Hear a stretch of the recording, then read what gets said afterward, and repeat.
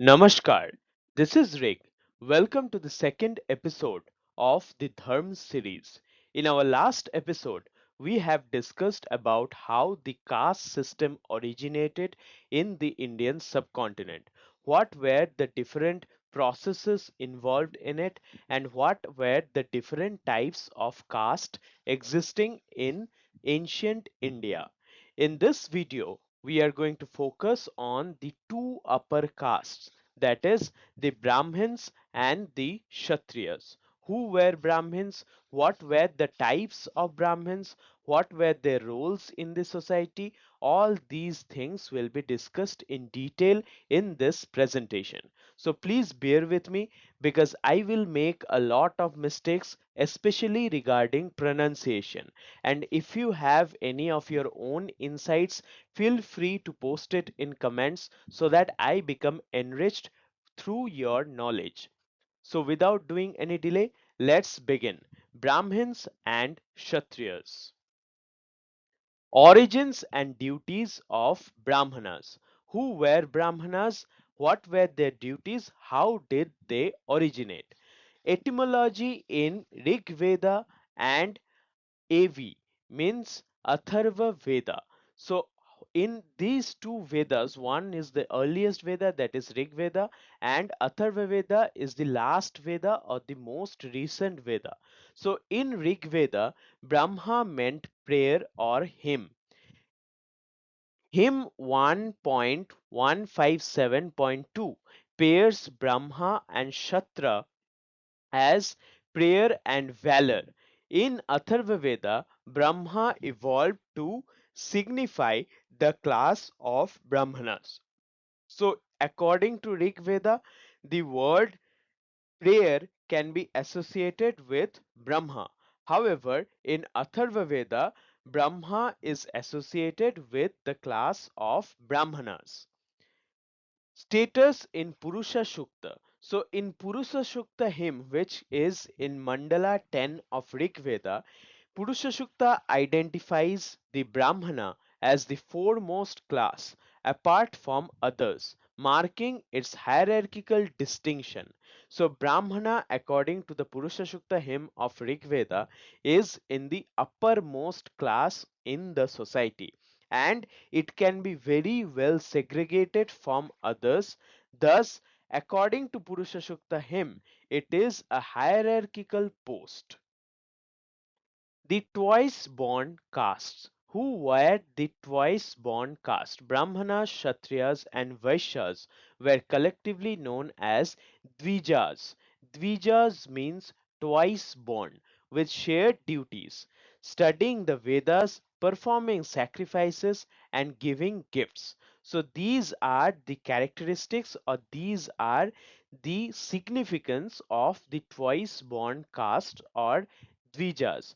Are they called twice born? They are called twice born because once they are born as a human, and their next initiation takes place as a Brahmana, Kshatriya, or Vaishya. So that is why they are Dvijas or twice born. Livelihood duties of Brahmanas. So what were the duties of Brahmins? Now don't associate the caste of Brahman with the modern day Brahmins who are mainly the pujaris. Brahmanas were not only pujaris. Their key duties included Vedic teaching, officiating at sacrifices, and accepting gifts. Teaching required deep intellectual preparation. So they were like teachers and scholars of the ancient society. What did they teach? They taught Vedic teachings to the normal or common people, and they also played a key role in sacrifices. Means they officiated the sacrificial rituals, and in doing so, they needed to have, or they were required to have, deep intellectual preparation. Financial hardships. Gifts, dakshinas, were inconsistent. So gifts were not always received by the Brahmanas. Few people could give nice gifts, others could not gift the Brahmins properly. So gifts or dakshinas were not always available. Many Brahmanas couldn't master vast Vedic text. So this was a hereditary post, means even if you don't have merit, since you are born in a Brahmin family, you will have to become a Brahmin. However, many Brahmanas couldn't master the Vedic texts, affecting their priestly eligibility and livelihood. So, a Brahmin is not a proper Brahmin unless he knows the Vedas. So, because of intellectual backwardness, many Brahmanas couldn't properly study the Vedas, thus, their eligibility and livelihood as a Brahmin was affected. Dana-stuti hymns. The Dana-stuti hymns praising donors are a feature of Rigveda. So these are the hymns where donors or the people who are giving dakshinas are praised, revealing the Rigvedic poets and priests' material expectations. So the priests and the poets had some kind of material expectations from the people who have called them to do the sacrificial rituals. So, thus, the origins and duties of Brahmanas are clarified. Adaptation in times of distress. So, their whole life was not very smooth. Sometimes they had to go through a lot of hardships. What were those hardships and how did the Brahmins adapt to them? Profession of arms. Despite Rig Vedas, Brahmanas Purohita accompanying kings to battle, the Apastamba Dharma-sūtra forbade them from touching weapons. So Rig Veda mentions that sometimes a Brahmin Purohit accompanied kings to battle, means they were efficient in carrying arms. However, the Apastamba Dharma Sutra, which came much later, approximately 1000 years later than Rig Veda, that text states that Brahmins are not allowed to touch weapons. Flexibility in Dharma-sūtras. In other Dharma-sūtras, writers permitted self-defense or military service in distress. So, at the time when it will be needed, a Brahmin is allowed to take up arms for self-defense or for military service. Manu also allowed exceptions. Means in Manusmṛti, Brahmanas are sometimes permitted to take up weapons only at the time of distress. Mahābhārata examples. Brahmanas like Drona and Kripa became soldiers. Dynasties like the Sungas and Kāṇvas, ruled by Brahmanas, claimed Kshatriya identity via the surname Varman. So Varman was the surname adopted by the Brahmin rulers who could also function as Kshatriyas, means they could take up arms. And if you go according to the stories of Mahābhārata, then you will find expert warriors or like elite warriors like Guru Drona or Kripacharya who were Brahmins but could fight very well. Trade and usury. So Brahmins could engage in trade, avoiding prohibited items. So Brahmins could also trade, but few trading items were not to be involved with the caste of Brahmins. Usury was forbidden, but low interest lending was acceptable. So Brahmins could also lend money at a very low interest. So in times of need, Brahmins were made flexible. Role in agriculture.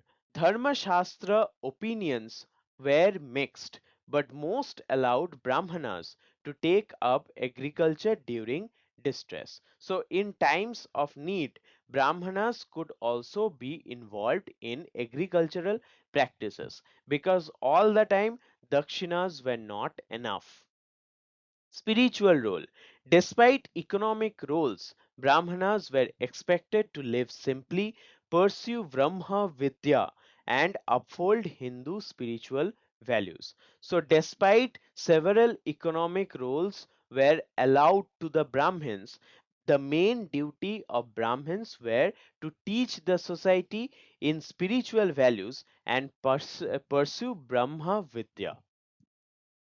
Diversification and professions. So, what were the main professions taken up by the Brahmins? Early Buddhist mentions. Here we are discussing also about Buddhist sources because in ancient Indian subcontinent, Buddhism did not originate as a separate religion. It originated as a part of Hinduism. Therefore, Buddhist all sources also mentions Brahmins. Text on Silas mention Brahmanas as physicians, sorcerers, architects, storytellers, cattle breeders, and farmers. So, Brahmanas engaged in many professions like being physicians, sorcerers, architects, storytellers, cattle breeders, and farmers. And that has been mentioned in Buddhist texts on Shilas. Jataka professions. Jatakas are another sources about Buddhism. However, Jataka tells least Brahmanas as traders, hunters, carpenters, guards, weavers, snake charmers, and even carriage drivers. So all status of jobs were mainly done by the Brahmins, even according to the Jataka sources. Vasishtha Sutra records. So, what is there in Vasishtha Sutta? List Brahmanas as cultivators, messengers, sacrificiers, and craftsmen and landlords. So, according to the suttas, Brahmanas also did all kinds of work. Dasa Brahmana Jataka professions. Now there was a class of Brahmana which was the Dasa Brahmana, and according to Jataka, the Dasa Brahmanas engaged in various kinds of profession. So the Dasa Brahmana, according to Jataka, had 10 jobs. We find mentions of Dasa Brahmana doing 10 kinds of jobs. They are physicians, wagon drivers, tax collectors, ascetic diggers, fruit vendors, farmers, omen interpreters, caravan guards, hunters, and royal bath attendants. So the Dasa Brahmanas did all kinds of work according to Jataka sources. Anti-Brahmana bias. Buddhist and Jain sources often viewed Brahmanas with criticism. Their texts highlight roles as hermits or priests. So the Buddhist and Jain sources did not give much importance to the Brahmanas. They were mainly anti-Brahmanas. Most of their texts are not to be entirely trusted. However, these sources highlights hermits or priests as proper role for the Brahmanas. Traders in Gujarat and South India. Nagara Brahmanas traded in Gujarat from 12th century. South Indian Brahmanas too engaged in commerce. So in Gujarat we find mention of the Nagara Brahmanas. They were mainly traders. They are mentioned in 12th century sources, and also sources states that South India the Brahmins also engaged in trading or commercial activities. So now we will discuss about the personal moral characters of the Brahmanas: criminality, greed, and gift ethics. So, Brahmana criminals. All Brahmanas were not always good. So, Dasa Kumara Charita notes Brahmana robbers and magicians. Some even performed marriages using trickery. So, these are the kind of people because of whom entire caste gets a bad name. So, Dasa Kumara Charita is an important source where we get mention of Brahmana robbers and tricksters who even performed marriages. Gift controversy in Dharma texts. So Manu and Yajnavalkya emphasize accepting fewer gifts as virtuous. So a Brahmin who accepts fewer gifts is a virtuous Brahmin according to Manusmṛti and Yajnavalkya. Good Brahmanas should not store more rice than needed for 1 to 3 days. So, according to these sources, mainly sources of Manu and Yajnavalkya, a good Brahmin should not be too much greedy towards the materialistic thing and should always be a little more than self sufficient. So, a Brahmin should not store more rice than what is needed for half a week. Mahābhārata guidance. What does Mahābhārata say about how a Brahmin should lead their life? So, according to Mahābhārata, stressed on donor qualification, gifts from sinners were discouraged. So, a Brahmin should not take gifts from a bad person or a person who has sinned in his or her life.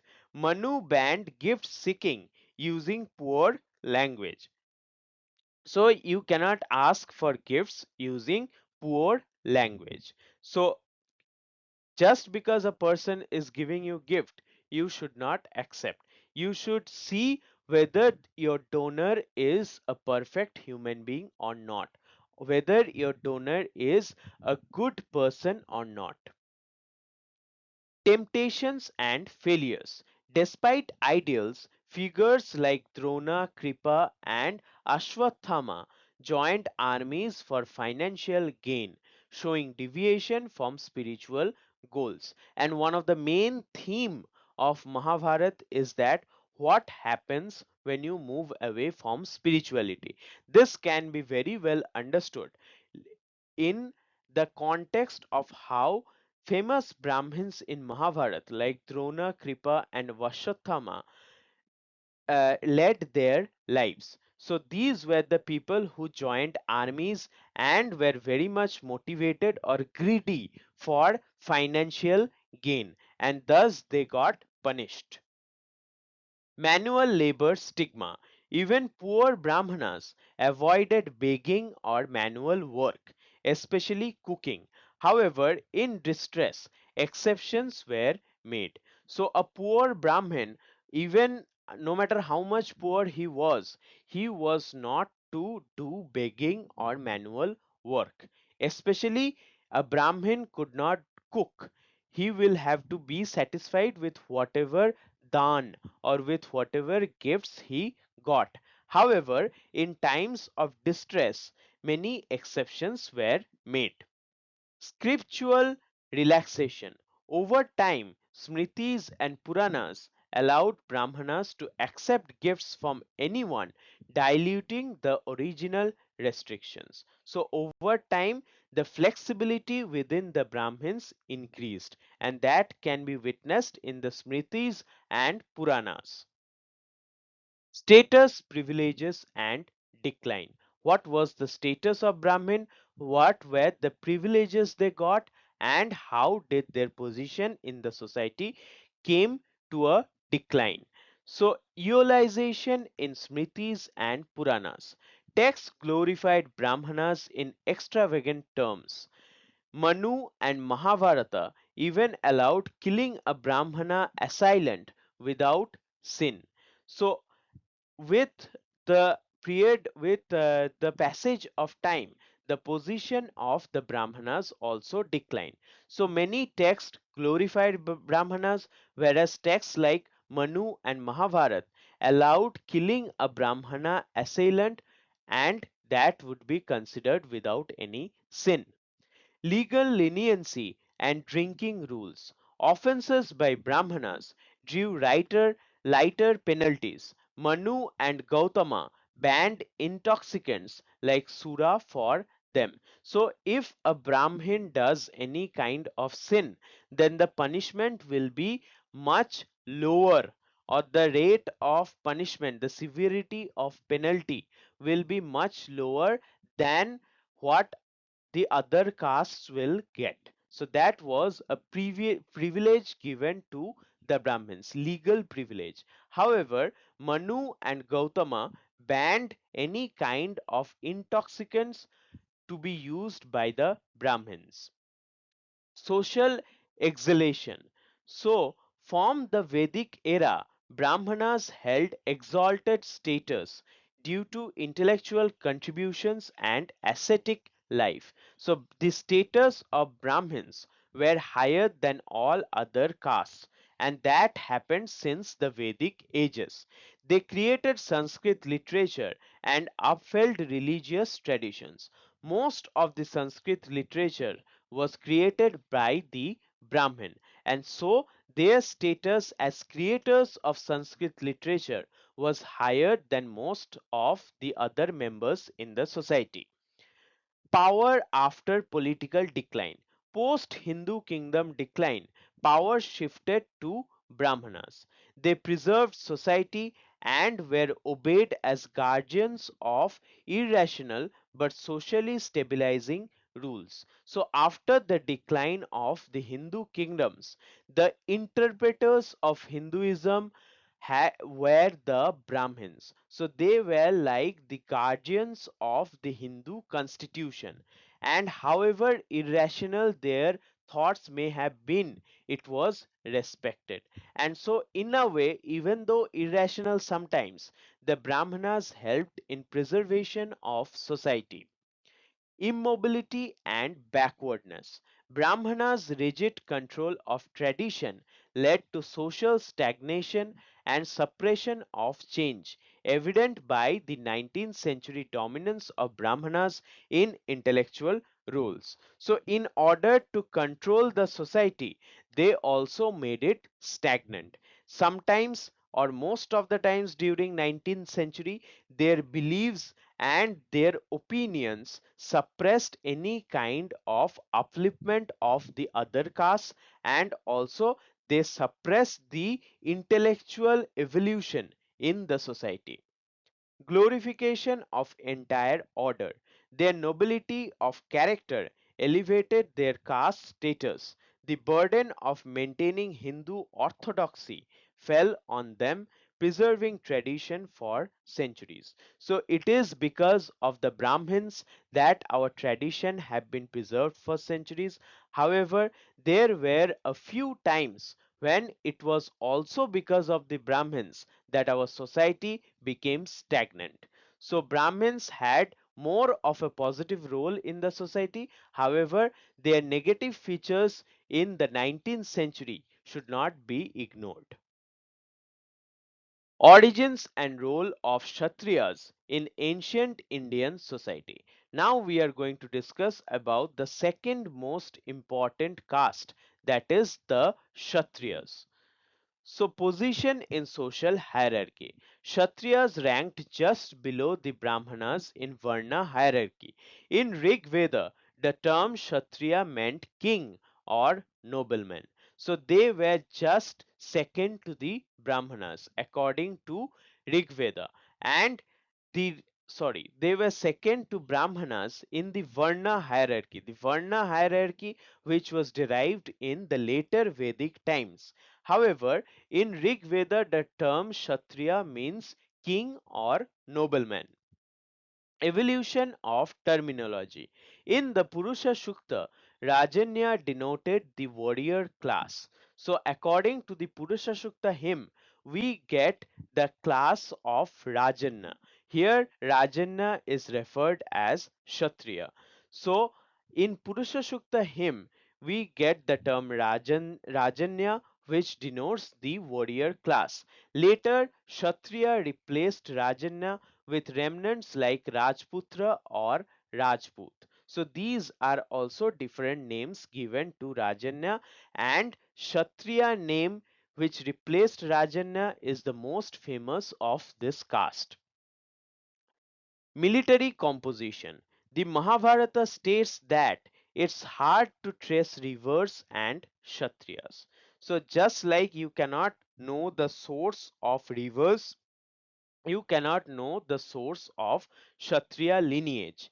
The term wasn't co-extensive with all warriors. Only officers or leaders were considered as Kshatriyas. So every warrior was not a Kshatriya according to Mahābhārata.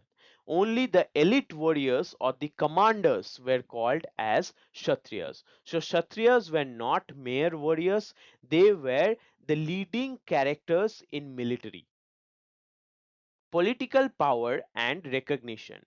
Tribes, clans with real political power were deemed as Kshatriyas. So any person cannot be a Kshatriya. They needed to have a political power, and the examples of such clans with political powers who were called as Kshatriyas are Pallavas, Shakas, and Hunas were assimilated into the Hindu society in this way. Just because these tribes, even though they came from outside, Shakas and Hunas were tribal powers which came from outside. So even though they came from outside, they had huge political influence, and thus they were assimilated into the Hindu society by incorporating them into the Kshatriya caste. Social integration. Instances of Vaishyas and Sudras becoming kings exist. A Buddhist Pala king married into the Kalaudi dynasty when Pasanda referred to the Buddhists. So here we find that few people from the other castes also became important, and they were revered as Kshatriyas. Supremacy debate in Upanishads. The Brihadaranyaka Upanishad asserts that Brahmanas were ultimately superior, even though Kshatriyas were sometimes seen as dominant. So Kshatriyas were the main powerful people, and since Brahmanas acted as interpreter of rules and laws, therefore spiritually Brahmanas were ultimately superior. So, how was the divine nature and ritual status of the Kshatriyas?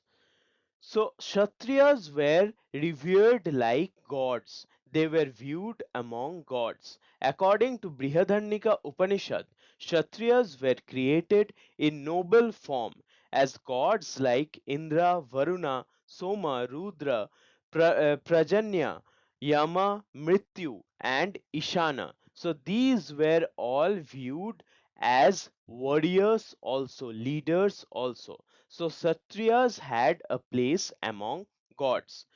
Super creation, Ati Arsajata. The Brahmana created the Kshatriya due to lack of prosperity, described as Ati Arsajata or super creation in the Upanishad. So, according to the Upanishad, Kshatriyas were created because there was lack of prosperity. So, they are Ati Arsajata means super creation who brought prosperity in the world. So this was the view of Upanishad. Rajasuya, ritual dynamics. So during the Rajasuya, the Brahmana rises from the lower seat to honor the Kshatriya, acknowledging his political and divine status. So Rajasuya is basically a sacrificial ritual which involves coronation of a new king. And who does the coronation? Who officiates the coronation?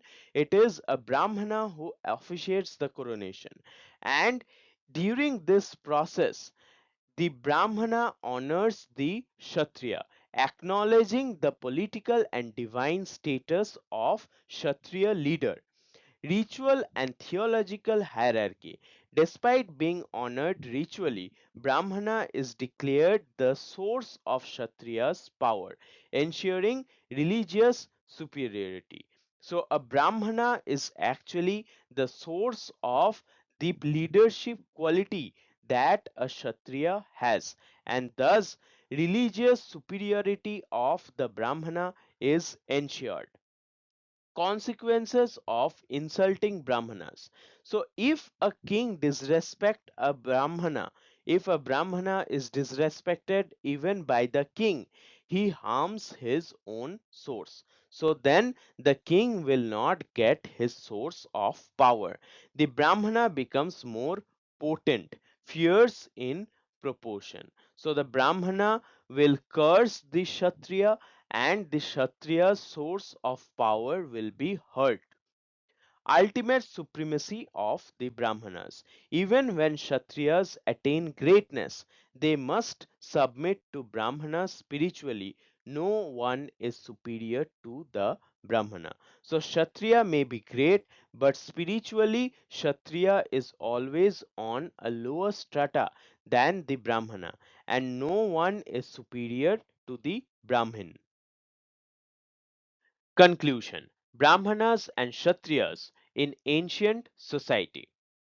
Hierarchical structure: the Brahmanas were the spiritual elite tasked with preserving sacred knowledge and ritual order. So, Brahmanas were the people who were spiritually in the highest position of the society. And what was their duty? Their duty was to preserve sacred knowledge and tradition. Kshatriyas were their immediate subordinates, exercising political and military power. So the hard work of getting power was mainly done by the Kshatriyas. Scriptural supremacy: texts like Puruṣa Sūkta and Brihadaranyaka Upanishad established the Brahmana as spiritually supreme, even when acknowledging the divine origin and political strength of the Kshatriyas. So, strength wise, practical power wise, Kshatriyas were the most powerful. However, in ancient India, spiritual power was the most important power. Therefore, spiritually, Brahmanas were supreme. Changing roles and professions. Over time, Brahmanas diversified into roles like traders, teachers, soldiers, farmers, and even criminals. Their duties extended beyond priesthood due to survival pressures. So, in times of distress, Brahmins did almost all kinds of professions. Adaptability in crisis. So during distress, religious sanctions loosened. Brahmanas engaged in warfare, trade, agriculture, and other professions while still maintaining their spiritual identity. So this is one of the biggest characteristic of Hindu religion. That is, in times of distress, we do not stay rigid. We try to be flexible, and thus Brahmanas, even though it was spirituality was their main duty, but still in times of distress they could engage in various other activities. Decline and dogma.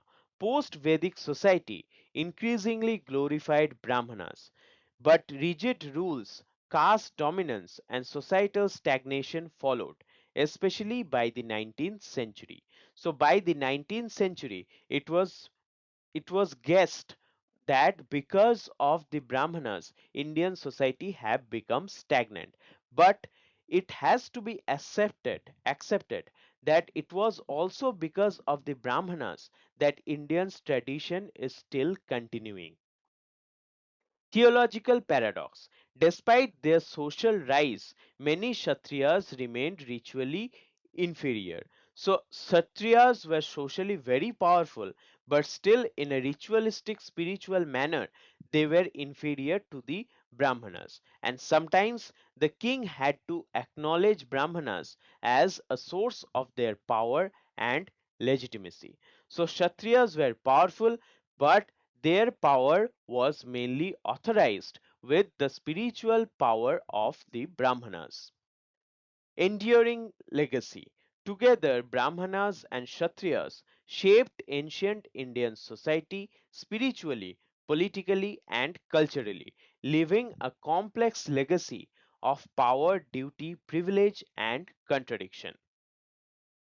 Thus, we have seen in the second video of the Dharma series how the Brahmanas and Kshatriyas played important role in Indian society.